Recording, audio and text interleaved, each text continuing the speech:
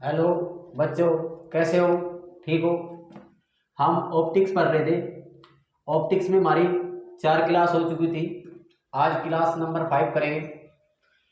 Optics को मैं इतने अच्छे तरीके से करा दूंगा, आप जहां भी जाइए, किसी से भी कंपटीशन करिए, ऑप्टिक्स में कभी भी मार नहीं खाओगे। जो ऑप्टिक्स है, बिल्कुल पॉइंट टू पॉइंट हर स्टेप क्लियर करो। जिसकी जो भी प्रॉब्लम है वो अपने हमारे पास प्रॉब्लम भेज सकता है। मुझे ऑप्टिक्स के पूरे कंप्लीट कराऊंगा। इसमें जो भी प्रॉब्लम आए किसी भी बच्चे की, वो अपनी प्रॉब्लम को हमारे पास जरूर भेजे, हम उसको भी सोल्व कराएंगे। हम ऑप्टिक्स को कल कर रहे थे, नंबर ऑफ इमेज निकाल रहे थे। नंबर ऑफ इमेज में हमने जब दो मिरर को पैरेलल रखा था तो उसमें नंबर ऑफ इमेज निकालनी थी। तो नंबर ऑफ इमेज हमारे पास क्या निकली थी?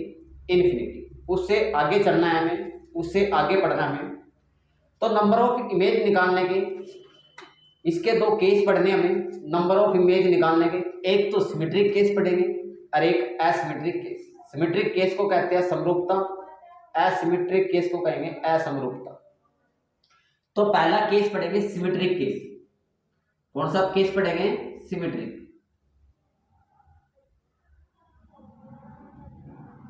केस। इसमें हम फार्मूला यही यूज करेंगे जो हमने पहले पढ़ा, 360 अपॉन में थीटा -1।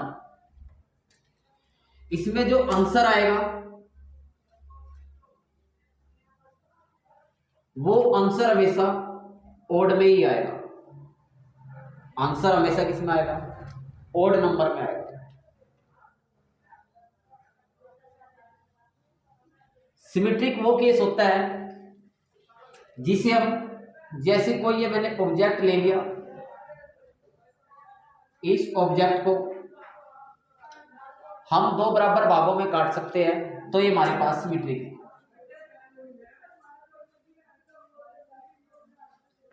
या कोई सर्कल ले ले, सर्कल को भी हम कितने पार्ट में काट सकते हैं? इक्वल 2 पार्ट में काट सकते हैं, वो हमारे पास सिमेट्रिक केस है।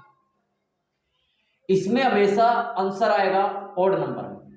किस में आएगा? ओड। इसके लिए फार्मूला यूज करेंगे 360 अपॉन में थीटा -1। इसी का ही दूसरा केस पढ़ेंगे एसिमेट्रिक केस। क्या पढ़ेंगे?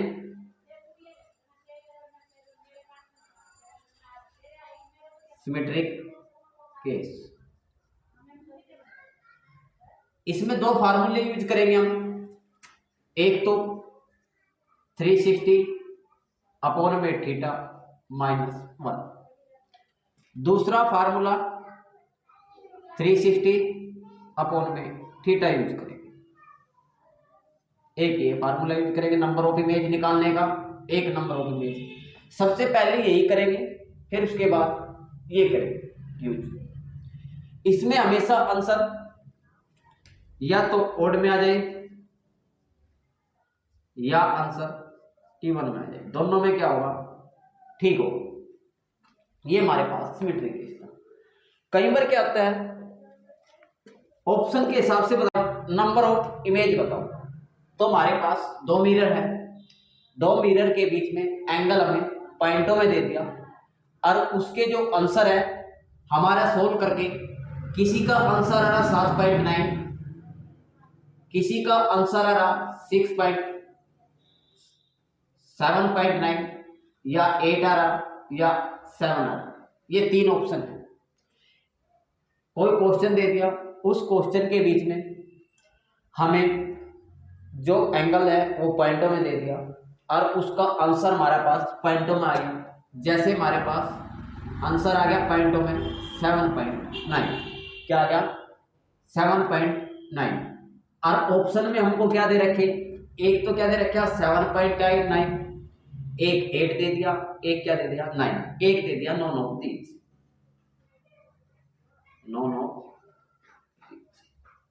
और इसमें पूछ लिया जाए नंबर ऑफ इमेज कितनी बनेगी, नंबर ऑफ इमेज कितनी बनेगी। ये चार ऑप्शन है, और आंसर हमारे पास आया सोल्व करके 7.9। और पूछ लिया जाए नंबर ऑफ इमेज कितनी बनेगी, नंबर ऑफ इमेज कितनी बनेगी। तो जब भी पॉइंटों में आंसर आएगा इसका मतलब है 7 इमेज तो हमारे पास कंप्लीट बनी है, 7 इमेज तो हमारे पास क्या है, कंप्लीट बनी है। जो 8वीं इमेज है वह क्या है, इनकम्प्लीट है। 8वीं इमेज क्या है, इनकम्प्लीट है। तो हमेशा आंसर कितने पे लगेगा, 7 पे लगेगा। कितने पे लगेगा आंसर, हमेशा 7 पे लगेगा। इस चीज का ध्यान रखना, जब भी आंसर तुम्हारा काट के पॉइंटों में आएगा, पॉइंटों के छोड़ देना है। जो हमारे पास आगे होगा, जो कंप्लीट बनी हुई है वे ही इमेज बनेगी, और जो इनकम्प्लीट है उसको जोड़ना नहीं है। तो कितनी बनेगी image, number of the image 7। कितनी बनेगी नंबर ऑफ द इमेज 7। इससे आगे चलेंगे। प्लेन मिरर के, ये प्लेन मिरर है हमारे पास। इस प्लेन मिरर के सामने ये कोई व्यक्ति खड़ा है, ये व्यक्ति खड़ा है, इसकी ये इमेज बनी है, ये इमेज बनी है। अब जो ये इमेज बनी है इसकी हमें प्रकृति चेक करनी है, नेचर ऑफ द इमेज। क्या पढ़ना सीखा, नेचर, मतलब नेचर ऑफ इमेज, प्रकृति ऑफ, प्रकृति किसकी प्रकृति चेक करने में, प्रतिबिंब।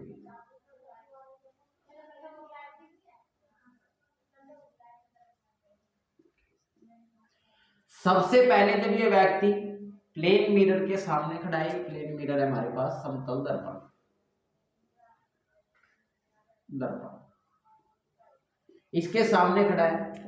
इसकी जो हमारे पास बनेगी इमेज बनी है, ये इमेज हमेशा इरेक्ट बनेगी, सीधी बनेगी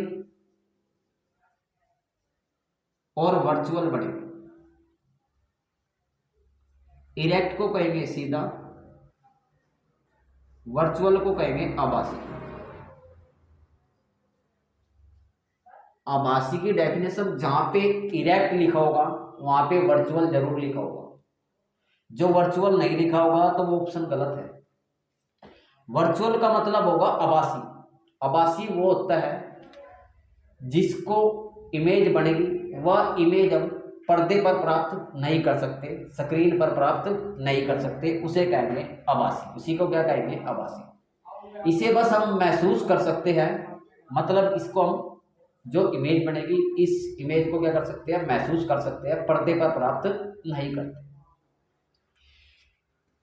इसकी जब इमेज बनी सीधी बनेगी और वर्चुअल आभासी बनेगी, और क्या करेगी, पार्श्व रूप से उल्टी बनेगी। क्या बनेगी, उल्टी।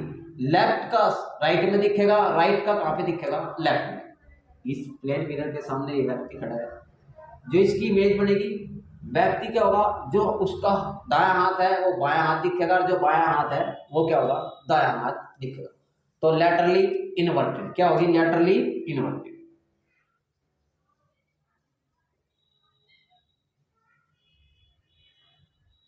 इन्वर्टेड, पार्श्व क्रम से उल्टा, पार्श्व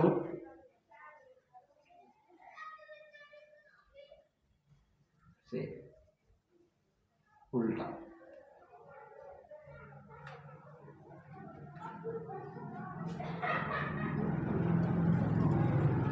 ये हमने इसकी नेचर पढ़ ली इमेज की, कैसे इमेज बने। अब इसी में ये व्यक्ति है, इसी का एक और क्वेश्चन पढ़ेंगे। ये व्यक्ति इस मिरर की तरफ 20 स्पीड से चलना स्टार्ट कर रहा है। किससे स्टार्ट कर रहा है, 20 स्पीड से चलना स्टार्ट कर रहा है। तो इस व्यक्ति को अपना प्रतिबिंब किस स्पीड से चलता हुआ नजर आएगा। तो इस व्यक्ति को अपना प्रतिबिंब 2v की स्पीड से चलता हुआ नजर आएगा।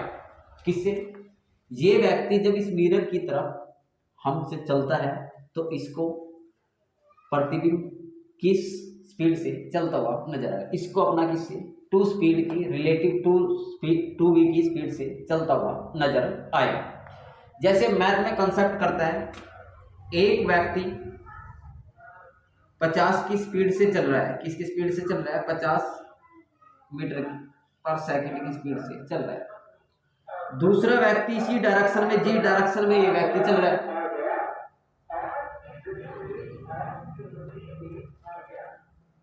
जिस डायरेक्शन में ये व्यक्ति चल रहा है उसी डायरेक्शन में दूसरा व्यक्ति चल रहा है। ये 20 की स्पीड से चल रहा है, 20 मीटर पर सेकंड के हिसाब से। दोनों एक ही डायरेक्शन में चल रहे हैं। जब इनकी रिलेटिव स्पीड निकालेंगे, क्या निकालेंगे? रिलेटिव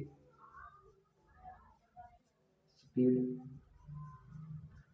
तो क्या करेंगे? इसको माइनस कर देंगे, क्योंकि ये 50 की चल रहा है, ये कितने की चल रहा है? 20 की चल रहा है।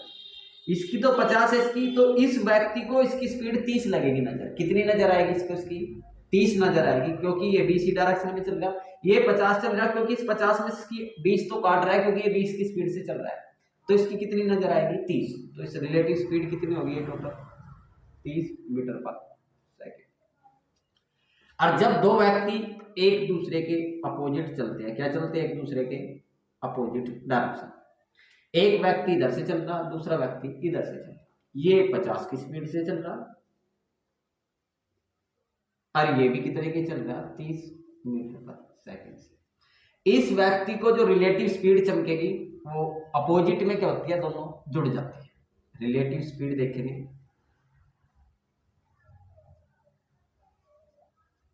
क्या होगी? टोटल 80 मीटर पर सेकंड। तो जब ये व्यक्ति ही स्पीड से चल रहा है तो इस व्यक्ति को अपना प्रतिबिंब अपनी तरफ आता हुआ, तो इसकी रिलेटिव स्पीड कितनी हो जाएगी? 2। तो इसकी रिलेटिव स्पीड क्या हो जाएगी? प्रतिबिंब की रिलेटिव स्पीड कितनी हो जाएगी? रिलेटिव स्पीड 2 कितनी हो जाएगी? 2। रिलेटिव स्पीड कितनी हो जाएगी? 2। अब हम इससे आगे चलेंगे। इसी में किसी व्यक्ति को कोई भी वस्तु साफ कब दिखाई देती है कि उसकी दूरी उस वस्तु से 25 सेंटीमीटर तो होनी चाहिए। जब तक उसकी 25 सेंटीमीटर की दूरी नहीं होगी, जब तक वो वस्तु क्लियर नहीं दिखाई।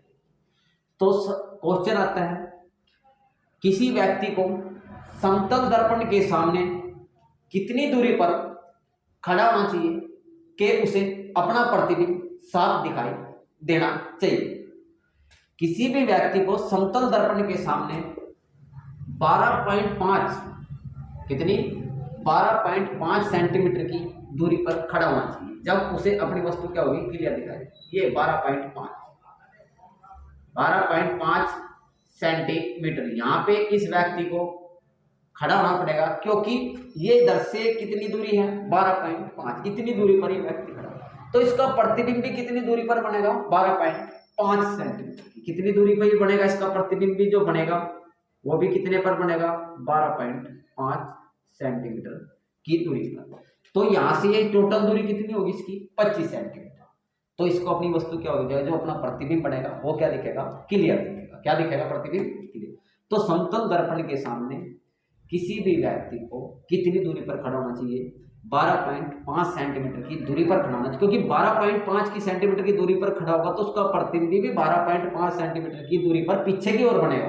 तो टोटल दूरी कितनी हो जाएगी? 25 सेंटीमीटर। तो टोटल दूरी हो जाएगी 25। तो उसे अपना प्रतिबिंब क्या होगा? साफ दिखाई देगा। क्या होगा? प्रतिबिंब साफ दिखाई। इसी में हम आगे चलेंगे। क्वेश्चन हमें प्लेन मिरर से ही संबंधित क्वेश्चन पढ़ रही है, आज भी इसी को ही कर रहे हैं। कल भी हमने इसके बारे में पढ़ा था, अब और पढ़ेंगे इसमें बारे में क्वेश्चन। ये हमारे पास हमने पढ़ रखा है, ये प्लेन मिरर है। प्लेन मिरर पे दो इंसिडेंट रे एक दूसरे के पैरेलल ड्रा करें, एक ये कर ली, एक ये पैरेलल ड्रा करने के बाद ये नॉर्मल खींचते थे हमेशा, ये भी नॉर्मल खींचती है। इससे इधर की ओर हमारे पास क्या चलती थी? रिफ्लेक्टिव। क्या चली जाती थी? रिफ्लेक्टिव। इसको कहेंगे इंसिडेंट रे, इसको भी कहेंगे इंसिडेंट रे। ये रिफ्लेक्टिव रे, ये भी क्या होगी? रिफ्लेक्टिव रे। इसमें क्वेश्चन पूछा जाता है प्लेन मिरर की, प्लेन जो मिरर है इस प्लेन मिरर का, एक तो फोकस बताओ, फोकस क्या होगा, एक इसका प्लेन मिरर का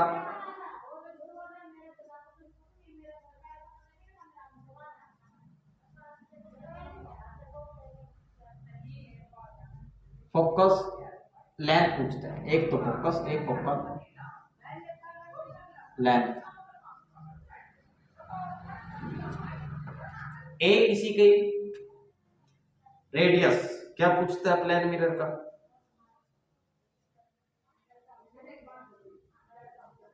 मिरर का रेडियस या त्रिज्या।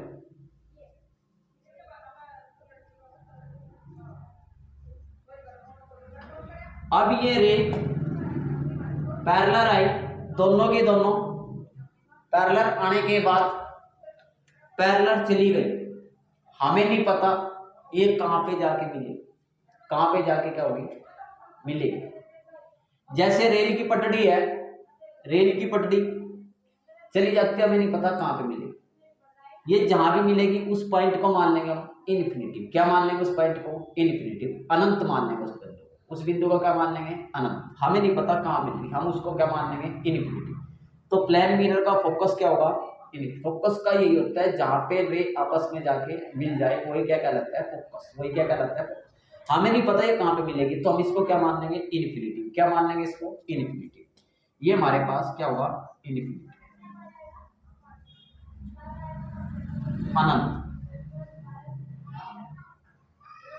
फोकल लेंथ हमें नहीं पता ये कहां पे मिली, यहां से जो ये दूरी होगी टकराने के बाद जो दूरी होगी जहां पे भी मिलेगी, हमें नहीं पता कहां पे मिली, हम उसको भी क्या मान लेंगे इन्फिनिटी। क्या मान लेंगे उसको भी इन्फिनिटी। तो प्लेन मिरर की जो फोकल लेंथ होती है अभी क्या होती है इन्फिनिटी। क्या होती है इन्फिनिटी।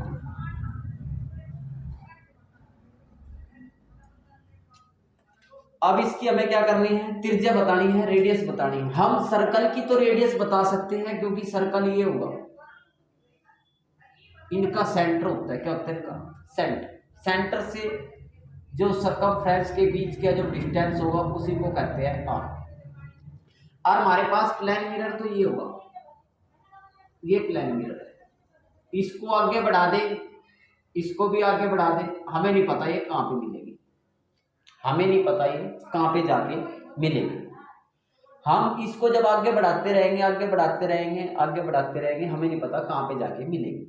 तो ये केस को भी क्या मान लेंगे, इसका रेडियस भी क्या मान लेंगे इन्फिनिटी। क्या मान लेंगे इसका रेडियस भी इन्फिनिटी। रेडियस भी क्या होगा इसका इन्फिनिटी। तो क्वेश्चन आता है प्लेन मिरर का फोकस क्या होता है, तो इसका फोकस पॉइंट क्या होगा इन्फिनिटी। फोकल लेंथ भी क्या होगी infinity.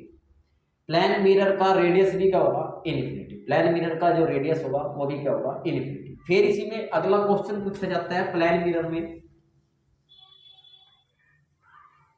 Power of plane mirror क्या पूछी जाएगी, पावर ऑफ प्लेन मिरर क्या करनी, पावर हमेशा इसकी जीरो होती है। क्या होती है इसकी पावर जीरो। पावर का मतलब होता है समता, समता हो समतल दर्पण।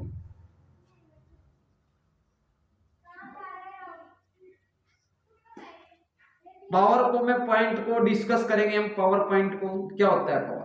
पावर उसे कहते हैं जब कोई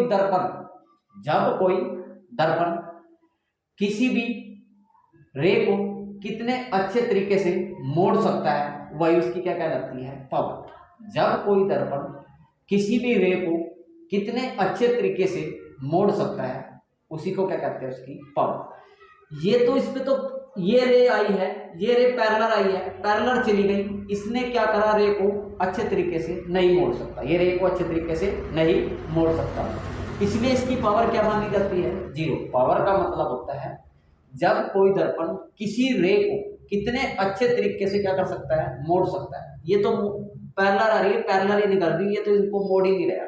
जब मोड़ नहीं रहा तो इसकी पावर क्या होगी जीरो। क्या होगी जीरो। इसी में इसका अगला टॉपिक और पढ़ेंगे और इससे संबंधित एक क्वेश्चन और आता है, magnification of the plane mirror. क्या पढ़ेंगे? Magnification of the plane mirror, magnification of the plane mirror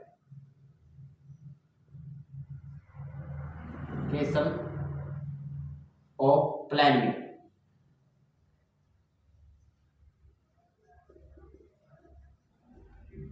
magnification निकालने के प्लेन मिरर की आवर्धक क्षमता ऑफ द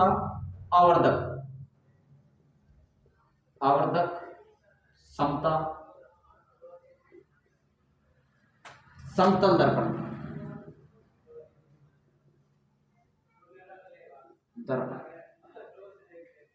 इसको हम एम से डिनोट करते हैं। किससे डिनोट करते हैं? इसको denoted by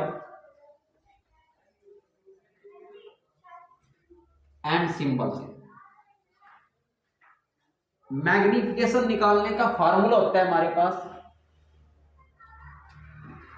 height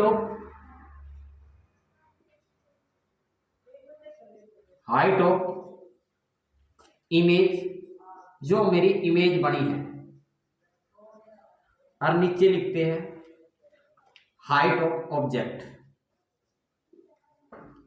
height of object, जो हमने ऑब्जेक्ट लिया है वो हमारे पास मैग्निफिकेशन।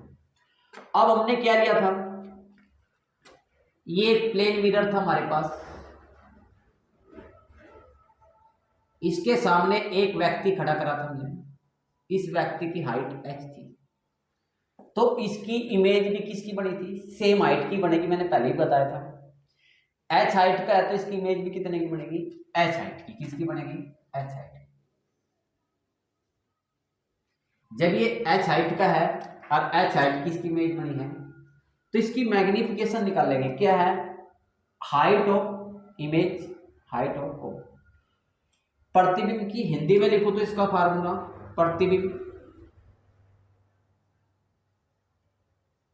प्रतिबिंब की ऊंचाई वस्तु की ऊंचाई, वस्तु की